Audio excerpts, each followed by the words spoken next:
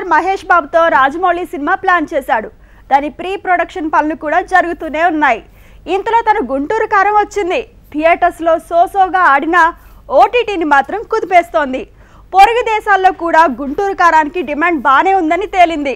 పవన్ తర్వాత పొరుగింట్లో దుమ్ము దులిపేస్తున్న హీరోగా మహేష్ బాబు జోరు ఓటీటీలో పెరిగిపోతోంది.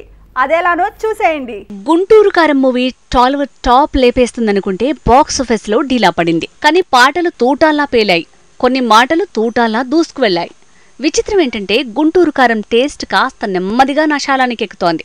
అది కూడా ఓటీటీ పుణ్యమా అని తెలుస్తోంది. గుంటూరు కారం తెలుగు వెర్షన్ కంటే ఇతర భాషల వెర్షన్కే ఓటీటీలో భారీ స్పందన వస్తోంది. ముఖ్యంగా పాకిస్తాన్, బంగ్లాదేశ్ జనాలు ఓటీటీలో ఈ మూవీని తెగ చూస్తున్నారట.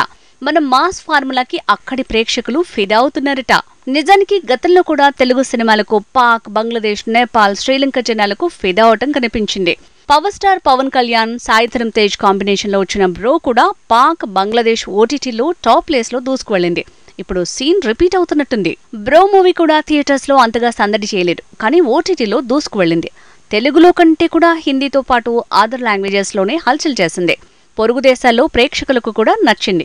ఇప్పుడు అదే సీన్ రిపీట్ అవుతున్నట్టుంది. తెలుగు సినిమాలు థియేటర్స్ లో కంటే ఓటీటీకే బాగా నప్పుతాయంటారు. మరి గుంటూరు కారం, బ్రో అలాంటి మూవీసేనా, లేదంటే వాటి హిందీ వర్షన్లకు పాక్, బంగ్లా జనాలకు బాగా నచ్చాయా అన్న డిస్కషన్ జరుగుతోంది. Power star Pawan Kalyan Bro movie ఓటీటీలో దూసుకువెళ్లటం వల్ల ఇప్పుడు తన ఓజీ ఉస్తాద్ భగత్ సింగ్ కి ముందే ఓటీటీ రేటు ఘాటెక్కింది. ఏపీ ఎలక్షన్స్ తర్వాత వచ్చే ఈ మూవీస్ ఓటీటీ రైట్స్ ని ఈపాటికి తీసుకోవటం వెనుక బ్రో టైంలో వచ్చిన రెస్పాన్సే కారణమంటున్నారు. పాక్, బంగ్లాదేశ్, నేపాల్లో ఒకప్పుడు హిందీ సినిమాల డామినేషన్ కనిపించేది.